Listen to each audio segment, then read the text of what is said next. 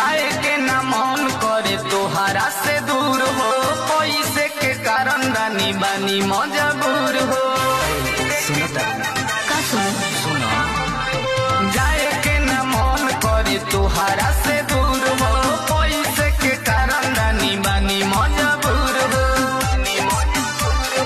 नहीं जे कमाईब तो कहाँ से खियाईब, करब याद तोहे हरदम।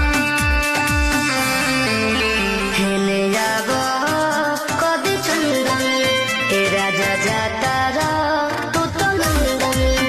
हेले जाबो कदी चंदन ए पिया जाता रा तू तो लंदन।